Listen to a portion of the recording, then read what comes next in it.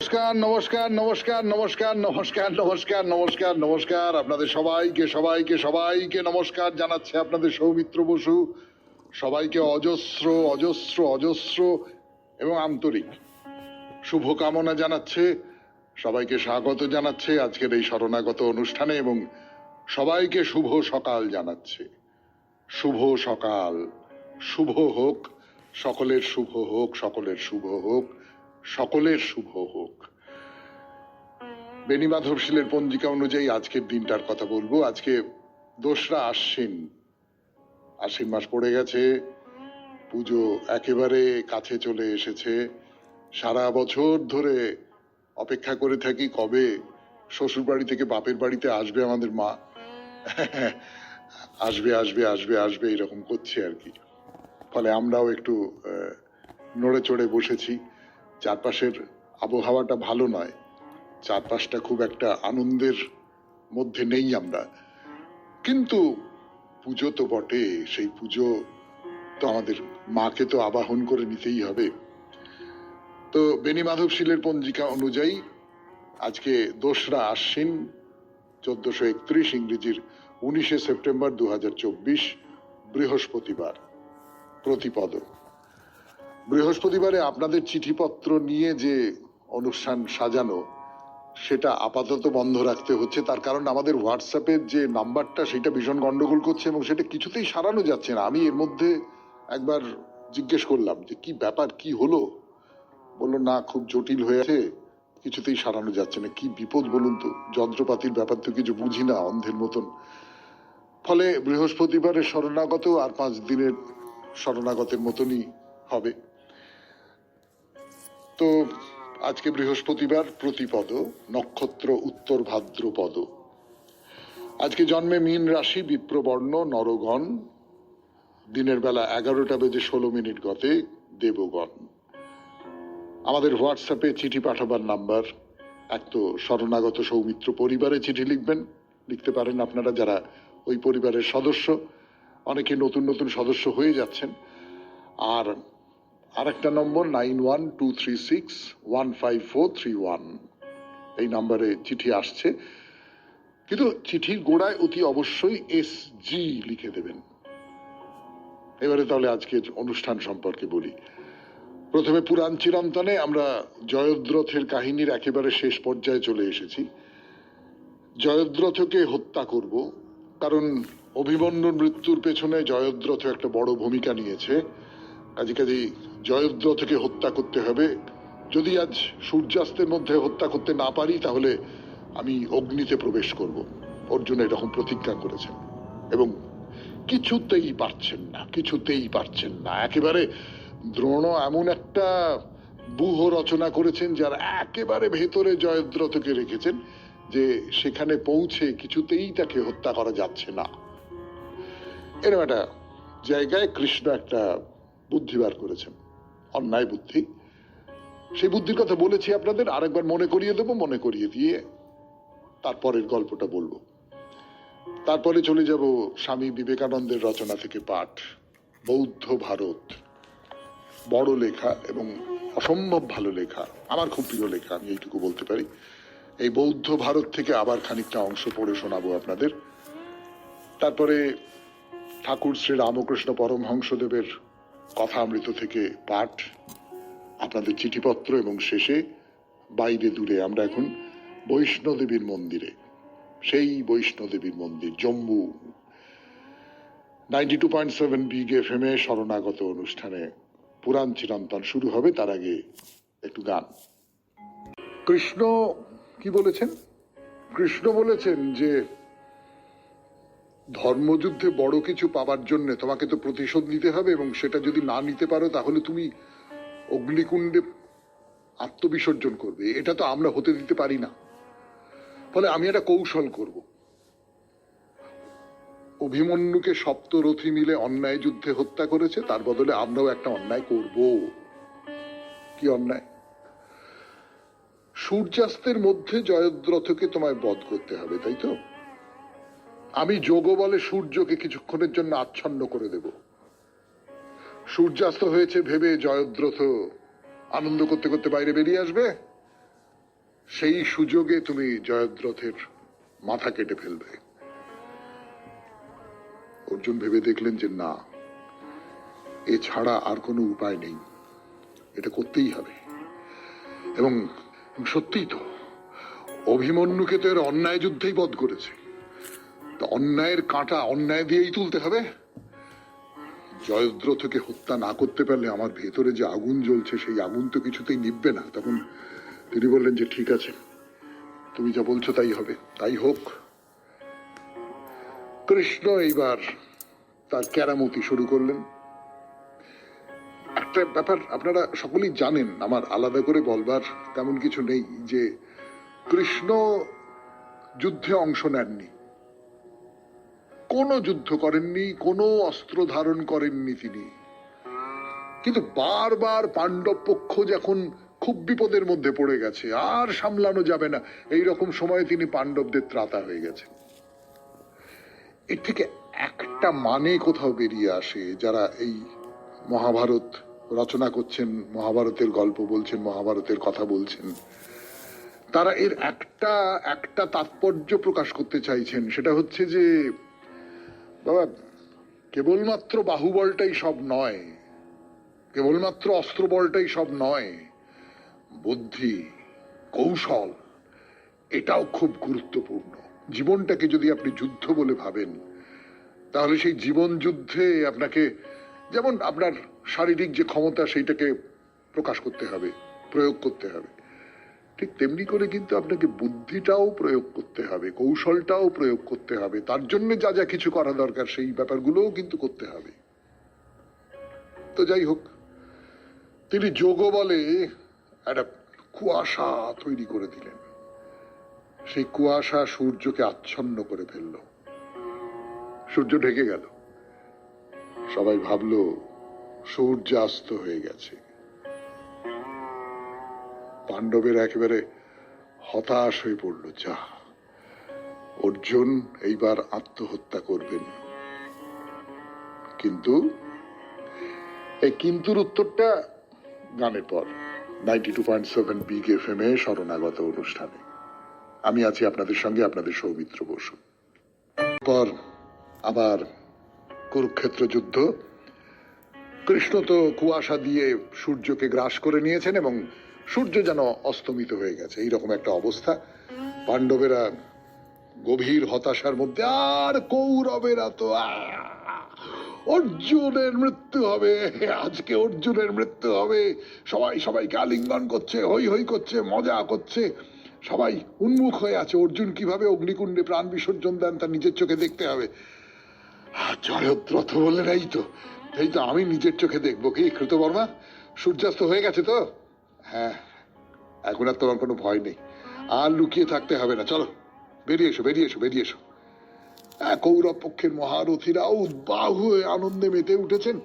জয়দ্রথ বেরিয়ে এসেছেন, তাদের সঙ্গে আনন্দ করছেন। কৃষ্ণ অর্জুনকে বললেন, শোনো পার্থ, সময় খুব কম, আমি এবারে সূর্যকে মুক্ত করব, কয়েকটা মুহূর্ত সময় পাবে, প্রস্তুত থাকো। ওই যে জয়দ্রথ দেখো, আকাশের দিকে তাকিয়ে সূর্যকে দেখবার চেষ্টা করছে, এক্ষুনি ওর শিরচ্ছেদ করো। অর্জুন বললেন, হ্যাঁ আমি প্রস্তুত, তবে মনে রেখো, জয়দ্রথের মাথা যদি তোমার বাণে ছিন্ন হয়ে মাটিতে পড়ে, সঙ্গে সঙ্গে তোমার মাথাও কিন্তু 100 টুকরো হয়ে যাবে। অর্জুন বললেন, তাহলে কি করব? মন দিয়ে শোনো, তুমি একটা বাণে জয়দ্রথের মাথা ছিন্ন করবে, সঙ্গে সঙ্গে আরো কয়েকটা বাণের সাহায্যে ওই ছিন্ন মাথা আকাশপথে উড়িয়ে নিয়ে গিয়ে সমন্ত পঞ্চকে নিয়ে গিয়ে ফেলবে। সেখানে জয়দ্রথের বাবা বৃদ্ধ ক্ষত্র সন্ধ্যা বন্দনা করছেন, জয়দ্রথের ছিন্ন মস্তক যেন ঠিক তার কোলে পড়ে। দুটো কথা বলবার আছে, একটা হচ্ছে কি অপরিমেয় নিষ্ঠুরতা না, কৃষ্ণ ভগবান, কিন্তু এই যে অর্জুনকে বাঁচাবার জন্যে, অর্জুনের মাথা তো যে মুহূর্তে জয়দ্রথের মাথা মাটিতে পড়বে সেই মুহূর্তেই তো অর্জুনের মাথাও শতধা বিদীর্ণ হয়ে যাবে। তার থেকে বাঁচাবার জন্য কৃষ্ণ কি করলেন, যে সেই মাথাটাকে উড়িয়ে নিয়ে গিয়ে জয়দ্রথের বাবা যিনি সন্ধ্যা বন্দনা করছেন তার কোলের ওপর গিয়ে পড়বে। একজন মানুষ, বৃদ্ধ মানুষ, তিনি সন্ধ্যা বন্দনা করছেন, হঠাৎ কোলের ওপর কি একটা পড়লো, তাকিয়ে দেখলেন তার ছেলের মাথা। মহাভারত কি নিষ্ঠুর! মহাভারতের কিছু গল্প আছে ভারী সুন্দর, ভারী স্নিগ্ধ, আবার কিছু কিছু গল্প আছে না ভয়ঙ্কর নিষ্ঠুর। এই নিষ্ঠুরতা দিয়েই বা এই নিষ্ঠুরতার প্রস্তাব দিয়েই শেষ হলো আজকের পুরাণ চিরন্তন 92.7 বিগ এফএম এ শরণাগত অনুষ্ঠানে। এরপর স্বামী বিবেকানন্দের রচনা থেকে পাঠ। আমি আছি আপনাদের সঙ্গে, আপনাদের সৌমিত্র বসু। রচনা থেকে পাঠ 92.7 বিগ এফএম এ শরণাগত অনুষ্ঠানে। বৌদ্ধ ভারত, যতটা পড়েছিলাম তারপরের আরো খানিকটা অংশ। বস্তুত আমরা তো ধর্মভীরু, নিজেকে বাঁচাতে আমরা সর্বদা সচেষ্ট, আর সেটি হলেই আমরা তৃপ্ত হয়ে থাকি। প্রচন্ড ভীতি, নিগূঢ় স্বার্থপরতা সর্বদা আমাদের মধ্যে কাজ করছে। তারই ফলে আমাদের ভীরুতার শেষ নেই, ভয়ের অবধি নেই। অথচ এর মধ্যে দাঁড়িয়েই তার ঘোষণা, সৎ বলেই সৎকার্য অনুষ্ঠান করো, কোনো প্রশ্ন উত্থাপন করো না, সে সবই নিরর্থক। গল্পে উপাখ্যানে সংস্কার সহায়ে মানুষকে সৎ কার্যে প্রণোদিত করা হয়ে থাকে, তথাপি সুযোগ পেলেই সে অসৎ কার্যে লিপ্ত হয়। শুধু সৎকর্মের জন্যই যে ব্যক্তি সৎকর্মের অনুষ্ঠান করে থাকে সেই যথার্থ মহৎ। কার্য মাধ্যমে তার চরিত্রেরই যথার্থ পরিচয় পাওয়া যায়। একদা বুদ্ধকে প্রশ্ন করা হয়েছিল, মৃত্যুর পর মানুষের কি অবশিষ্ট থাকে? উত্তরে তিনি বলেছিলেন, সবই থাকে, সবই থাকে, কিন্তু মানুষের মধ্যে অক্ষয় পদার্থ কোনটি? সেটি তার চরিত্র, তার দেহ নয়, আত্মা নয়, অন্য কিছুই নয়। আর এই চরিত্রই কালজয়ী হয়ে জীবিত থাকে। যারা চলে গেছেন তারা তাদের চরিত্ররূপ মহাসম্পদই শুধু রেখে গেছেন, রেখে গেছেন আমাদের জন্য, সমগ্র মানব জাতির জন্য। আর কালে কালে সেই চরিত্র প্রভাব কাজ করে চলেছে। বুদ্ধের কথাই বলুন আর যীশু খ্রিস্টের কথাই বলুন, এ জগৎ তাদের চরিত্র মহিমায় উদ্ভাসিত, মহাশক্তি সমন্বিত এই মতবাদ। যা হোক, আসুন আমরা আবার মূল প্রসঙ্গে ফিরে যাই, কারণ সে প্রসঙ্গে এখন আমরা পৌঁছাইনি। কাজে আজ সন্ধ্যায় আরো দু চারটি কথা আমায় বলতে হবে। বুদ্ধদেব সম্বন্ধে আরেকটি উল্লেখযোগ্য বিষয় হচ্ছে তার কর্মপন্থা, তার সংগঠন। আজ গির্জা সম্বন্ধে, ধর্ম সংস্থা সম্বন্ধে আপনাদের যে মত ও ধারণা গড়ে উঠেছে সেও তারই চরিত্র থেকে। তিনি মামুলি ধরনের ধর্ম সংস্থা পরিত্যাগ করেছিলেন, কিন্তু নিজ সন্ন্যাসী শিষ্যবর্গকে একত্র করে নূতন একটি সংঘ গঠন করেছিলেন। সেই সংঘে যীশুখ্রিস্টের জন্মের 550 বছরেরও পূর্বে ভোটপত্র সহায়ে মতামত দেবার প্রথা পর্যন্ত গৃহীত হয়েছিল, এবং তার সংগঠনও সর্বাংশে নিখুঁত ছিল। পূর্বতন ধর্মসংস্থার বাইরে এই নূতন ধর্মসংঘ অত্যন্ত শক্তিশালী হয়েছিল, এবং ভারতবর্ষেও ভারতের বাইরে প্রভূত সেবামূলক কাজ করেছিল। এর 300 বছর পরে এবং যীশুখ্রিস্টের জন্মের 200 বছর পূর্বে মহান সম্রাট অশোকের আবির্ভাব হয়। পাশ্চাত্য দেশের ঐতিহাসিকগণ তাকে দেবোপম সম্রাট বলে আখ্যাত করেছিলেন। তিনি সম্পূর্ণরূপে বুদ্ধের মতবাদ গ্রহণ করেছিলেন। তৎকালে সমগ্র পৃথিবীতে তিনিই ছিলেন সর্বশ্রেষ্ঠ সম্রাট। তার পিতামহ ছিলেন আলেকজান্ডারের সমসাময়িক, এবং সে সময় থেকেই ভারতবর্ষের সঙ্গে গ্রিসের একটি ঘনিষ্ঠ যোগাযোগ স্থাপিত হয়েছিল। অধুনা প্রায় প্রত্যহই মধ্য এশিয়ায় কোনো শিলালিপি বা ওই জাতীয় কিছু আবিষ্কৃত হচ্ছে। ভারতবর্ষ তো বুদ্ধ বা অশোকের কথা ভুলেই গিয়েছিল, অথচ এখানে স্তম্ভগাত্রে বা শিলাখণ্ডে প্রাচীন হরফে বহু বাণী উৎকলিত ছিল, কিন্তু সেগুলির পাঠোদ্ধার করতে কেউ সক্ষম ছিল না। প্রাচীন মোগল সম্রাটদের কেউ কেউ লক্ষ মুদ্রা পারিতোষিক ঘোষণা করেও সেগুলির পাঠোদ্ধারে সক্ষম হননি। শুনলেন স্বামী বিবেকানন্দের রচনা থেকে পাঠ 92.7 বিগ এফএম এর শরণাগত অনুষ্ঠানে। এবারে কথামৃত। আমি আছি আপনাদের সঙ্গে, আপনাদের সৌমিত্র বসু। অমৃত থেকে পাঠ 92.7 বিগ এফএম এ শরণাগত অনুষ্ঠান শুনছেন। আমি আছি আপনাদের সঙ্গে, আপনাদের সৌমিত্র বসু, আপনাদের শরণাগতের সঙ্গী। এর আগের দিনের কথার সূত্র ধরে ঠাকুর সংস্কারের কথা বলছিলেন, সেই সংস্কার নিয়ে বলছিলেন না, ভারী চমৎকার একটা গল্প যে রাজার ছেলে আগের জন্মে ধোবার ছেলে ছিল। সে বলছে কি খেলা কি খেলা কি খেলা কি খেলা খেলবো না, আমি এরম উপর হয়ে যাচ্ছি, তোরা আমার পিঠের উপর হুস হুস করে কাপড় কাচ। না, আমরা যদি পূর্বজন্মের কথাটাকে ওই রকম করে না দেখি, দেখতে পারি, কিন্তু যদি না দেখি, তাহলে যেটা বলবা সেটা হচ্ছে মানুষের যে অভ্যাস, সংস্কার ব্যাপারটা তো সেই অভ্যাসের জায়গা থেকে তৈরি হয়। এটা আমার সংস্কার, আমি এটা খাই না, এটা আমার সংস্কার।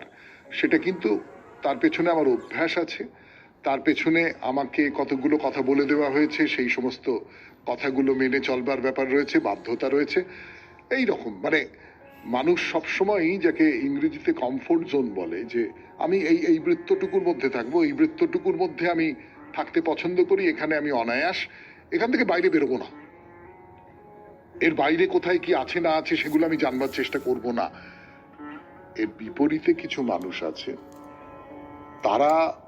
তাদের ভেতরে একটা মন্ত্র কাজ করে। সে মন্ত্রটা হচ্ছে দেখি তো এইটা করে, দেখি তো এইটা করে, দেখি তো, এরকম কতগুলো কাজ করে। সেটা হয়তো কম বেশি সব মানুষের মধ্যেই কাজ করে, কোনো কোনো মানুষের মধ্যে খুব কম, কোনো কোনো মানুষের মধ্যে প্রায় নেই, কোনো কোনো মানুষের মধ্যে বেশি। তো এই যে একটা সংস্কার, আমি যেটা করতে অভ্যস্ত আমি সেইটুকুর মধ্যেই চলবো, এইটা কোথাও মানুষের যে জীবনচর্যা যাকে বলে, কিভাবে সে বেঁচে থাকবে, কিভাবে আচার আচরণ করবে, সেই সমস্ত কিছুকে অনেকটা পর্যন্ত নিয়ন্ত্রণ করে। আমরা সংস্কার ব্যাপারটাকে এইরকম করে হয়তো ভাবতে পারি, আপনারা মতামত দেবেন নিশ্চয়ই। তো ঠাকুর কি বলছেন? ঠাকুর বলছেন যে এখানে অনেক ছোকরা আসে, কিন্তু কেউ কেউ ঈশ্বরের জন্য ব্যাকুল, তারা সংস্কার নিয়ে এসেছে। অনেকে আসে, দেখতে আসে, কৌতূহল থেকে আসে। সে কৌতূহল থেকে যারা আসে তাদের সকলের মধ্যে কিন্তু ওই ঈশ্বর ভক্তির ব্যাপারটা নেই, সকলের মধ্যে ওই ব্যাকুলতাটা নেই। হয়তো ঈশ্বরে, হ্যাঁ আমি তো নিশ্চয়ই ঈশ্বরে বিশ্বাস করি, আমি তো নিশ্চয়ই আমার ভেতরে একটা ঈশ্বরে, কিন্তু ব্যাকুলতা বলতে যেটা বোঝাচ্ছে ঈশ্বরের জন্য আমি সবটা ছাড়তে পারি, এই যে ব্যাকুলতা, এই ব্যাকুলতাটা প্রায় কারোর মধ্যে থাকে না। আমরা যদি নিজেদের কথা ভাবি তাহলেও তো দেখতে পাবো যে আমাদের মধ্যেও তো এই ব্যাকুলতাটা থাকে না। কেউ কেউ আসে, এই ব্যাকুলতা নিয়ে আসে। তো সেসব ছোকরা বিবাহের কথা করে, বিবাহের কথা মনেই করে না। নিরঞ্জন ছেলেবেলা থেকে বলে বিয়ে করবো না, অনেকদিন হলো, মানে 20 বছরের বেশি। বরানগর থেকে দুটি ছোকরা আসতো, একজনের নাম গোবিন্দ পাল, আরেকজনের নাম গোপাল সেন। তাদের ছেলেবেলা থেকে ঈশ্বরেতে মন, বিয়ের কথায় ভয় আকুল হতো। গোপালের ভাব সমাধি হতো, বিষয় দেখলে কুণ্ঠিত হতো, যেমন ইঁদুর বেড়াল দেখে কুণ্ঠিত হয়। কি ভালো উপমাটা, ইঁদুর বেড়াল দেখলে কুণ্ঠিত হয়, সেই রকম করে কুণ্ঠিত হতো। যখন ঠাকুরদের ছেলেরা ওই বাগানে বেড়াতে এসেছিল, তখন কুঠির ঘরের দ্বার বন্ধ করলে পাছে তাদের সঙ্গে কথা কইতে হয়। শুনছেন কথামৃত থেকে পাঠ 92.7 বিগ এফএম এ শরণাগত অনুষ্ঠানে। আমি আছি আপনাদের সঙ্গে, আপনাদের সৌমিত্র বসু। ফিরে আসছি গানের পর। এই যে ছেলেটির কথা বলছেন ঠাকুর, এই যে গোপাল, এই গোপাল, এই কথাটা খুব আমার কাছে খুব গুরুত্বপূর্ণ বলে মনে হচ্ছে। যে বিষয় দেখলে কুণ্ঠিত হতো কিরকম, যেমন বেড়াল দেখলে ইঁদুর কুণ্ঠিত হয়, অর্থাৎ ভয় পায়। বিষয়ী মানুষের বাড়ির ছেলেরা এসেছিল, সে ঘরের মধ্যে দরজা বন্ধ করে ঠকঠক করে কাঁপছে, বেরোতে ভয় পাচ্ছে। কিসের ভয়? কিসের ভয়? বিষয়ী লোকের সংস্পর্শ আমাকে কষ্ট দেয়, কষ্ট পাবার ভয়। ঠাকুরের এটা ছিল, মা শারদার এটা ছিল। মানে ঠাকুরের এই যে ক্যান্সারটা হলো, তার একটা কারণ হিসেবে বলা হয় যে এত পাপী তাপী মানুষ তার কাছে এসেছে, তার পা ধরেছে, তাকে স্পর্শ করেছে, সেই সমস্ত কিছু তার শরীর নিতে পারেনি। তার ফলে তার ওই রকম একটা দুরারোগ্য, এই সমস্ত পাপটাকে তিনি নিজের ভেতরে ধারণ করেছেন, তার ফলে তার এইরকম একটা দুরারোগ্য অসুখ করলো। তাহলে এই যে গোপাল ভয় পায়, এই যে বিষয় লোকের সংস্পর্শে এলে বিষয় লোক আমাকে গ্রাস করে নেবে, এই ভয়টা পায়। এই যে ভয়, যে যে ব্যাকুলতা থেকে, যে যে তীব্র আকাঙ্ক্ষা থেকে এই ভয়টা তৈরি হয়, সেই তীব্র আকাঙ্ক্ষাটা আমাদের বুঝতে হবে। তা ঠাকুর বলছেন যে গোপালের পঞ্চবটী তলায় ভাব হয়েছিল, ভাবে আমার পায়ে হাত দিয়ে বলে, আমি তবে যাই, আমি আর এ সংসারে থাকতে পারছি না, আপনার এখন অনেক দেরি, আমি যাই। আমিও ভাবাবস্থায় বললাম, আবার আসবে? সে বললে, আচ্ছা আবার আসবো। তো কিছুদিন পরে গোবিন্দ এসে দেখা করলে, আমি জিজ্ঞাসা করলাম, গোপাল কই? সে বললে, গোপাল চলে গেছে। এই কাহিনীটা ঠাকুর বলছেন, শুনে কিরকম গায়ে কাঁটা দিয়ে ওঠে না? কাঁটা দিয়ে ওঠে।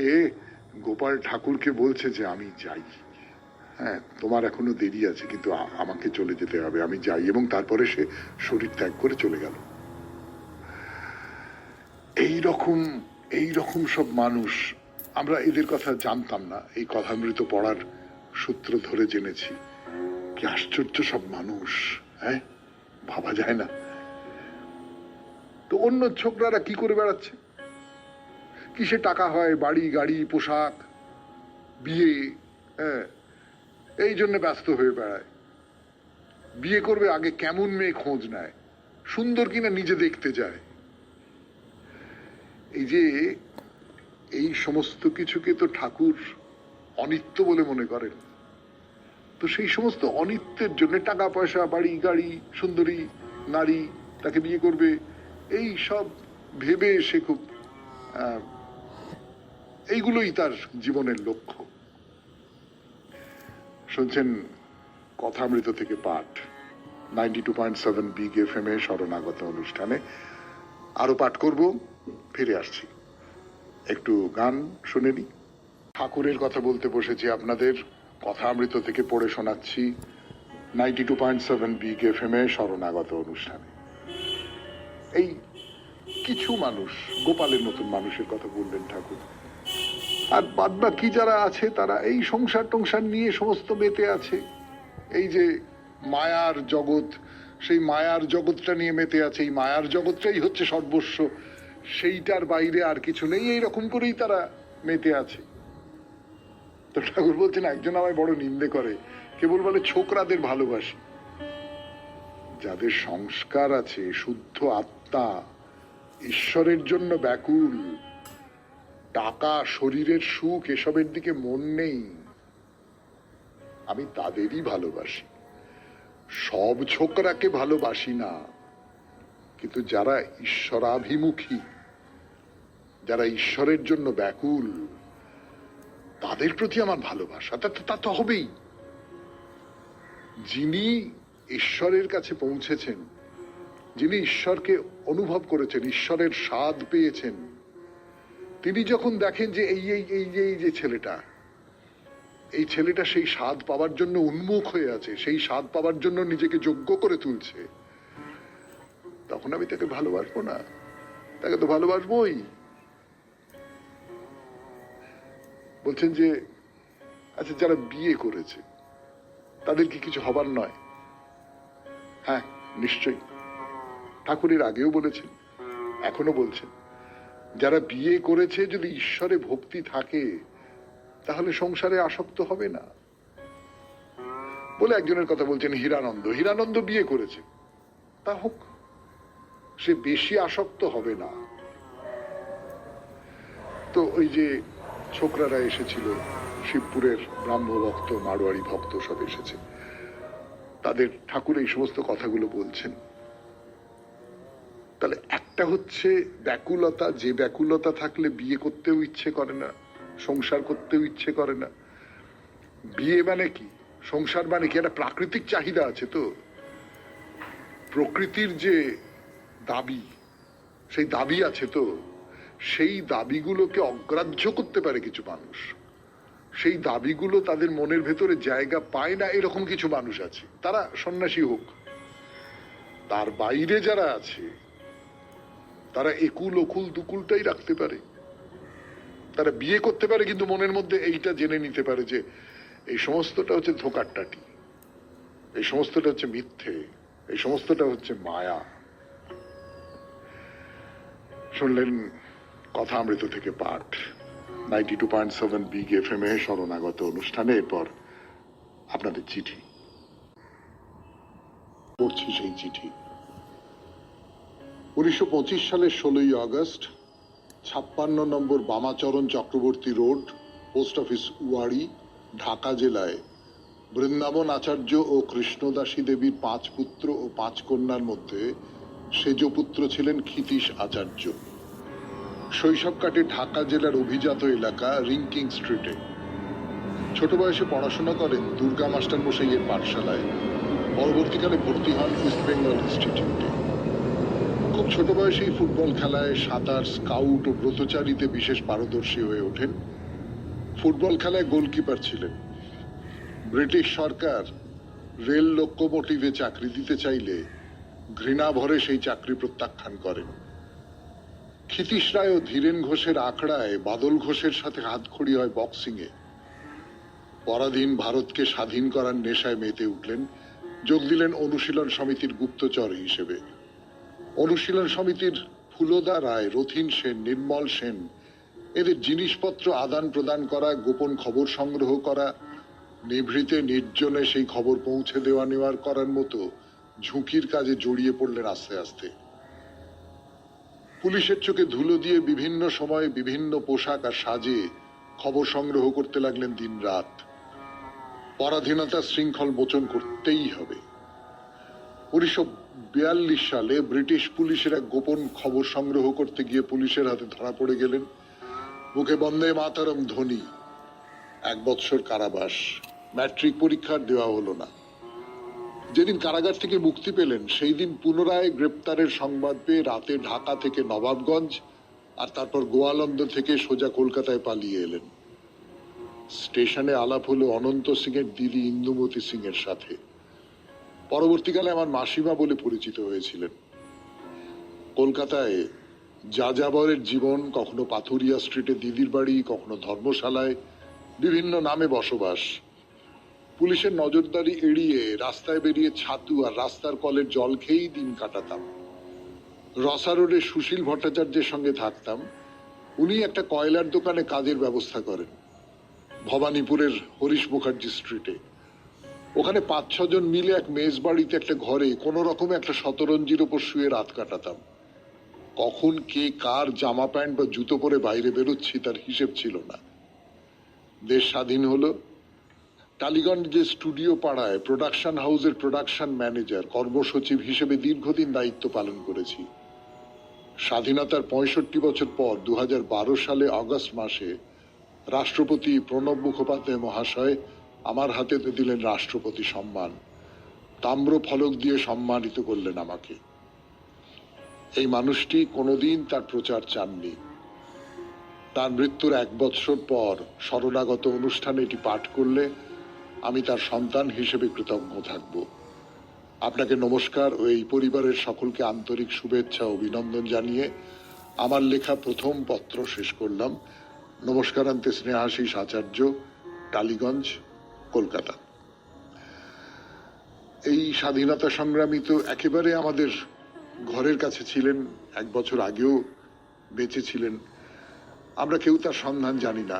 স্নেহাশিস বাবু, আপনি নিজের কথা খানিকটা লিখেছেন, খানিকটা আমার নিজের ধারণা।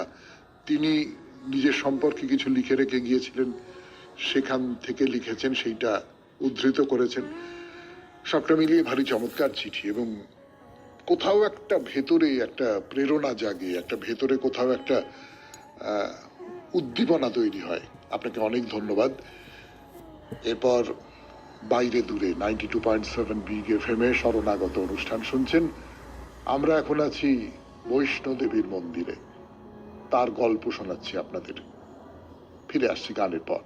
গানের পর বাইরে দূরে বৈষ্ণোদেবীর মন্দিরের কথা, বৈষ্ণোদেবীর কথা 92.7 বিগ FM এ শরণাগত অনুষ্ঠানে। এর আগের দিন আপনাদের যা বলছিলাম বৈষ্ণোদেবীর ইতিহাস, ভৈরবনাথের সঙ্গে তার যে সংঘাত, সেই সংঘাতের কথা বলছিলাম।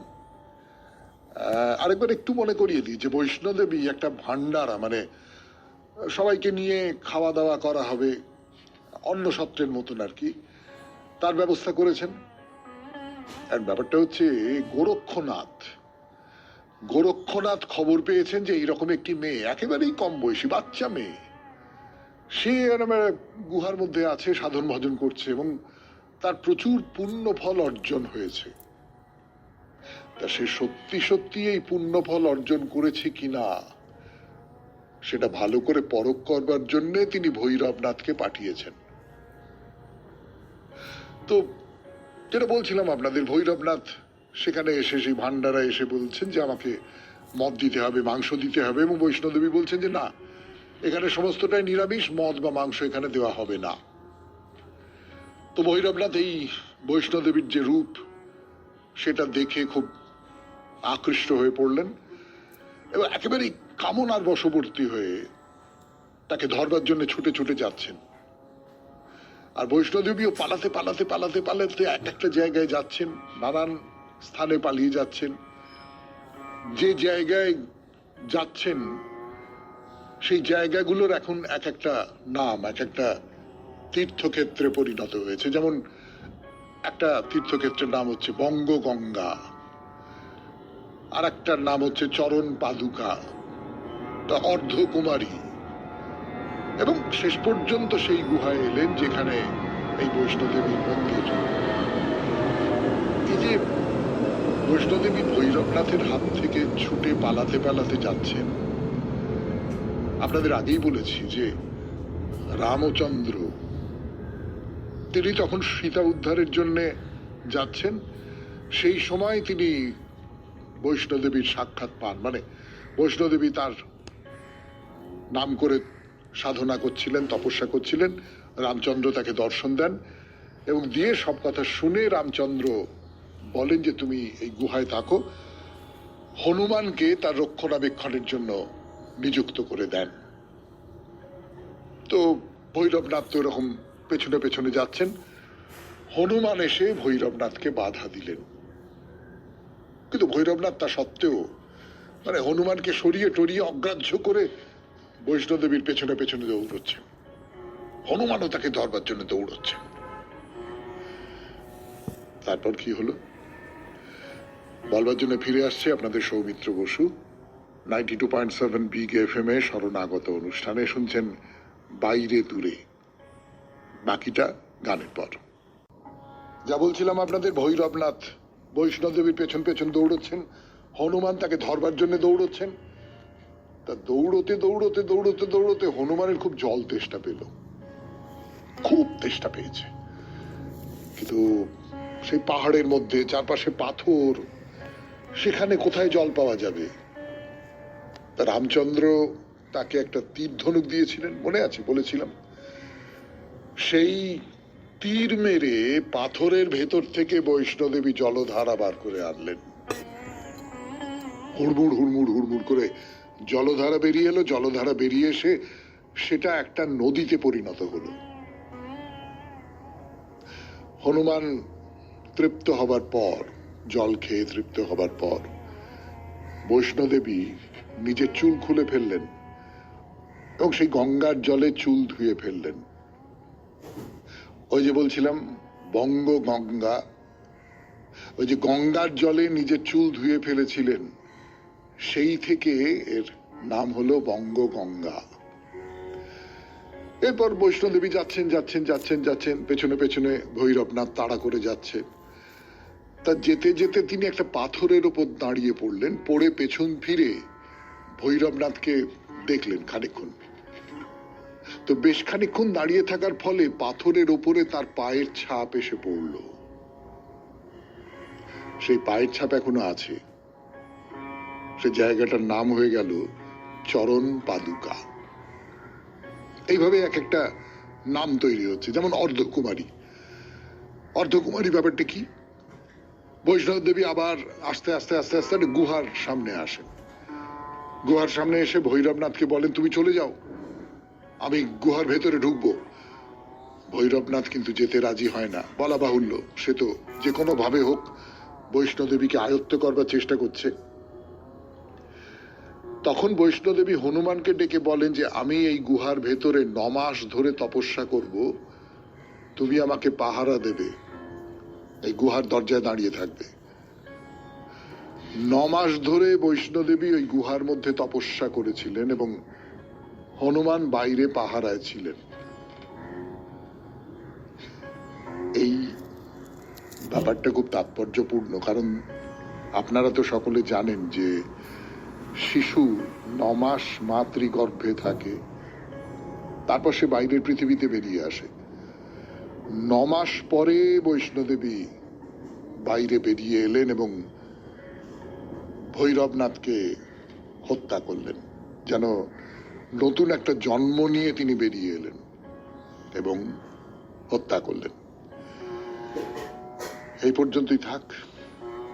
এরপরে বৈষ্ণদেবীর এই যে গল্প আরো বলবো কি করে বৈষ্ণদেবী যাবেন ইত্যাদি ইত্যাদি সমস্ত তথ্য বৈষ্ণদেবী ঘুরে দেখাবো আপনাদের, কিন্তু আজকে আর নয়। আজকের মতো অনুষ্ঠান শেষ করি। শরণাগত অনুষ্ঠান। আমাদের হোয়াটসঅ্যাপে চিঠি পাঠাবার নাম্বার একটা তো শরণাগত সৌমিত্র পরিবার, সেইখানে যারা সদস্য তারা সেখানে চিঠি লিখতে পারেন। আর আরেকটা নাম্বার হচ্ছে 9123615431, 9123615431। অতি অবশ্যই SG লিখবেন। এইবারে তাহলে কবিতা। জীবন মরণের বাজায় খঞ্জনী নাচিয়া ফাল্গুন গাহিছে, অধীরা হলো ধরা মাটির বন্দিনী বাতাসে উড়ে যেতে চাহিছে। আজিকে আলো ছায়া করিছে কোলাকুলি, আজিকে এক দোলে দুজনে দোলাদুলি, শুকানো পাতা আর মুকুলে। আজিকে শিরিষের মুখর উপবনে জড়িত পাশাপাশি নূতনে পুরাতনে চিকন শ্যামলের দুকুলে। বিরহে টানে মেড় মিলন বিনা তারে, সুখের বুকে বাজে বেদনা। কপত কাকলিতে করুণা সঞ্চারে, কানন দেবী হলো বিমনা।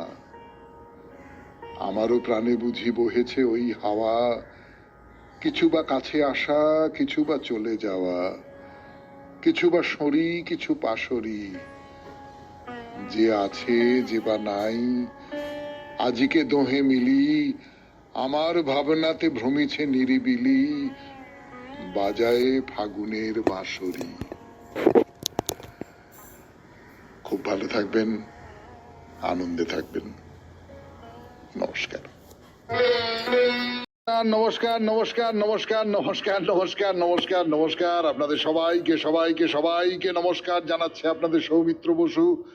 সবাইকে অজস্র অজস্র অজস্র এবং আন্তরিক শুভকামনা জানাচ্ছে, সবাইকে স্বাগত জানাচ্ছে আজকের এই শরণাগত অনুষ্ঠানে এবং সবাইকে শুভ সকাল জানাচ্ছে।